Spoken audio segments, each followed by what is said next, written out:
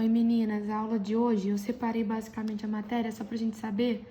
Eu vou dar radioatividade, tá? Aí quando for amanhã eu vou começar a ótica. Aí sexta não tem aula, igual a gente falou, porque é feriado, tá? Aí durante a semana que vem a gente vai ter mais 2 aulas de ótica.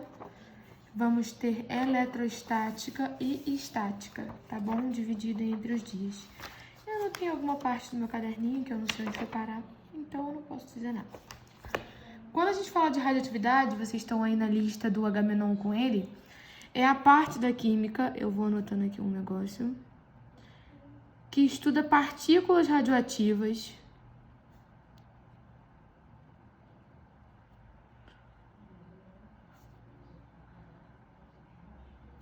que são capazes de modificar as partículas já pré-existentes que a gente tem na natureza.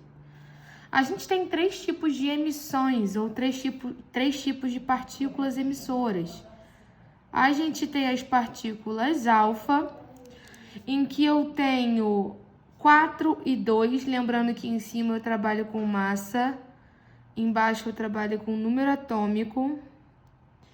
E se é positivo, a gente tem que lembrar que ao contrário ficará negativo. Então, suponhamos que eu tenho O, que é 16 e 8. Se ele sofre uma partícula alfa 4 e 2, ele vai ficar um outro elemento, que eu vou chamar de Z aqui, tudo bem? Então, ele vai ficar 12 e 6, beleza? A gente também tem as partículas beta, em que a massa não é alterada e o número atômico é aumentado em 1, sempre o contrário. No caso do O, ficaria a massa 16 e o número atômico ficaria 9, tá? Lembrando que a gente já aprendeu que a gente tem partículas isótopos, isótonas e isóbaras. Só porque algum dever pode trazer isso com essa modificação depois. Isótopos, próton. Isótono, nêutron.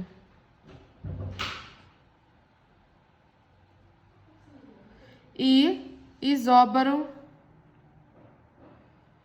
massa, beleza?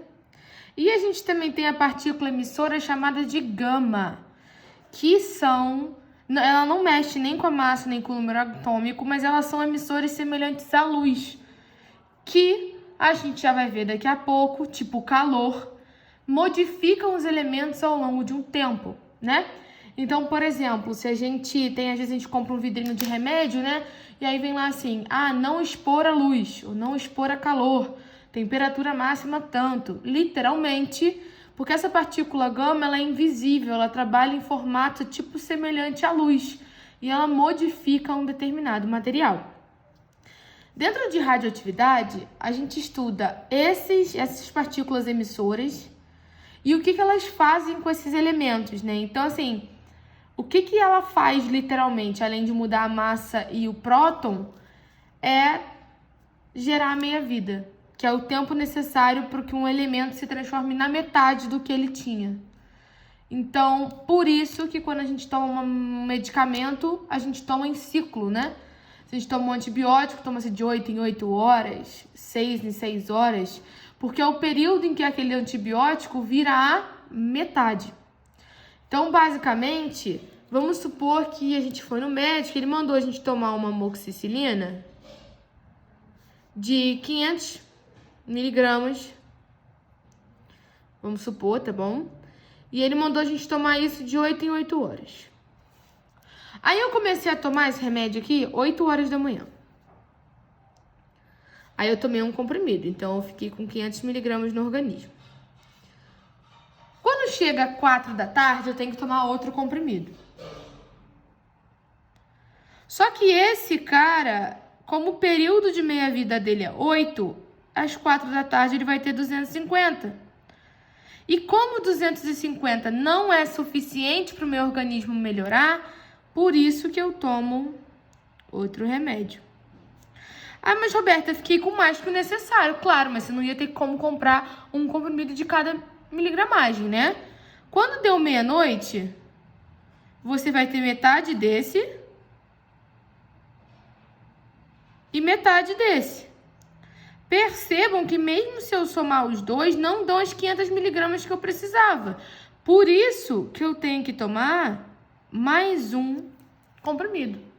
Por isso que a gente fala que remédio é uma bomba. Porque conforme você toma, você fica com uma quantidade exagerada no organismo. Basicamente, então, meia vida é o tempo para que ele se torne a metade. Já eu volto para isso daqui. Então, quando a gente fala, por exemplo, um elemento foi de 100 até 12,5 gramas. Quanto que ele teve de meia vida? Ora, 100 gramas, 50 gramas, 25 gramas, 12,5 gramas. 1, 2, 3 meia-vida. Lembre que meia-vida é essa meiuca aqui, não são quantos foram, são quantas passagens tiveram. Aqui teve 3. Usem esse esquema aqui que eu fiz, tá? Usem esse esquema. Voltando no assunto aqui de cima, o maior erro da gente, aí a gente vai tomar um antibiótico. Então, a gente começou a tomar um antibiótico e toma, paralelo a ele, um anticoncepcional.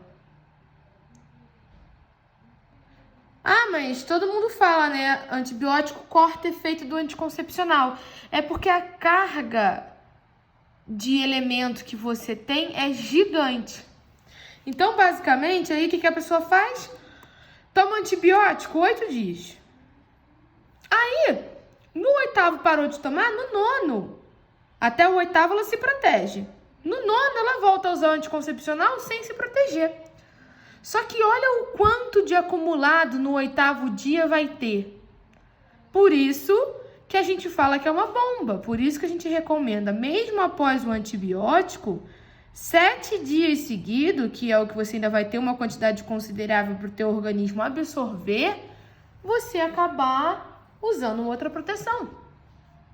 Eu brinco muito, né, que não é à toa que os remédios vêm em cartelas de alumínio, porque o alumínio ele impede passagem de partícula emissora. Aí o maior erro, antigamente os distribuidores de remédio, Duda vai poder falar aí melhor do que ninguém, distribuíam um pacotinho assim que era de plástico, que você podia determinar os dias que os idosos tomavam remédio. E aí a Anvisa descobriu que aquilo dali era uma coisa horrorosa, porque o plástico não protegia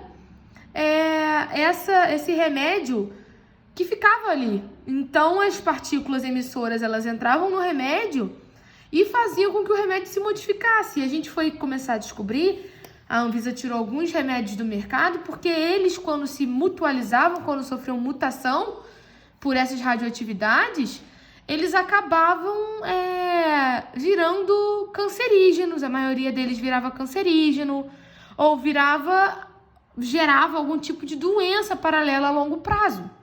Isso tudo pelas partículas emissoras, alfa, beta e gama, e também a questão de meia-vida, porque um remédio que fica exposto, ele tende a mais rapidamente a sua meia-vida chegar por conta dessas partículas. Então, se o remédio vem naquela embalagem de alumínio, deixa na de alumínio. Se vem no vidrinho, que tem dentro uma bolinha, deixa lá dentro. Ele vem em potes próprios para que não tenha emissões. E meia-vida é isso.